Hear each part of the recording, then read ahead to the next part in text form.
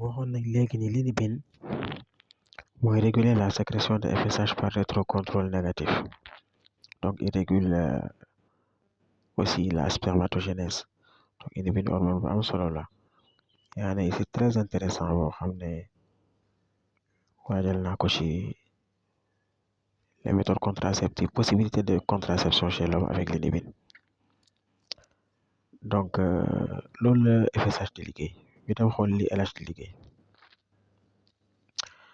LH moom xam nga FSH ci biir tube séminifère lay agir mais LH ci biti lay agir bu ne ci biti kat suñu xel ci fan lay dem la zone interstitielle bu ne ci biti suñu xel ci lan lay dem sur les cellules interstitielles ou cellules de Leydig.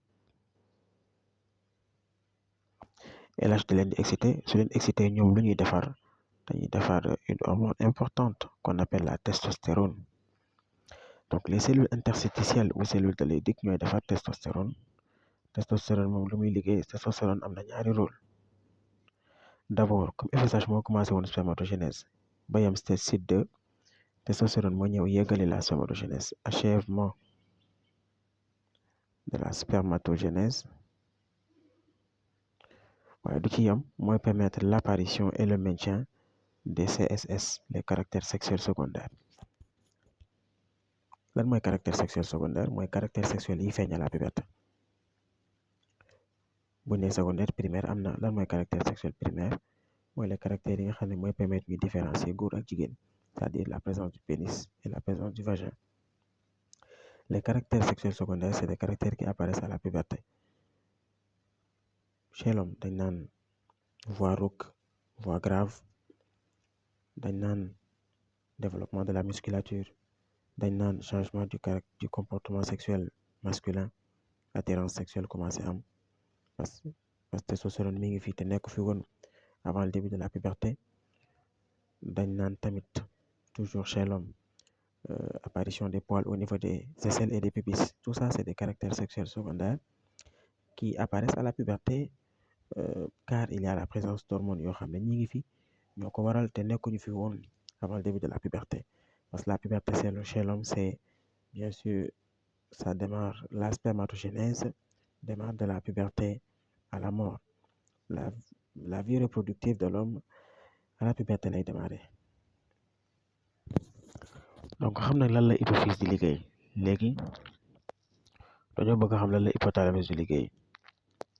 Vous savez en biologie quand on veut savoir le rôle d'un organe, comme disait mon grand professeur, quand on veut savoir le rôle d'un organe on le détruit. Son rôle c'est le contraire de la conséquence de sa destruction. te hypothalamus lañ bëgg a xam lan lay liggéey ñu def des lésions hypothalamiques. ñu gis ne bu ñu defee des lésions hypothalamiques dafa mel ni dañoo yàqu hypophyse yàqu une partie de l'hypothalamus mel ni dañoo yàq hypophyse ñu ne leer na l'hypothalamus contrôle l'activité de l'hypophyse. parce que tamit bu fi boulangerie bi nekkul boutique bi du am mburu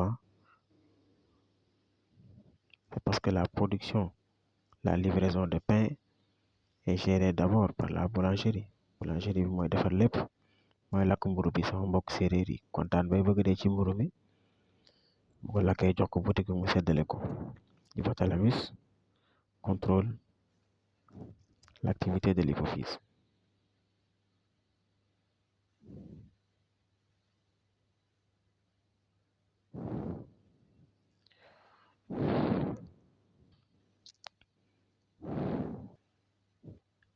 L'activité de l'hypophyse. léegi ñu jël lan on va prendre des extraits hypothalamiques. alors ñu jël hypothalamus par exemple malaxé ko jaxase ko. extrait mooy seggit ñu segg un liquide émanant de l'hypothalamus segg ko bañ ko seggee ñu koy woowee extrait hypothalamique. injecté ko à cet individu bi amoon des lésions hypothalamiques ñu gis ni les troubles hypophysaires hypophyse amoon sont réglés et les troubles aussi sont réglés au niveau hypothalamique. ñu ne hypothalamus xam nañ ni mooy contrôler hypophyse mais le contrôle se fait par voie hormonale.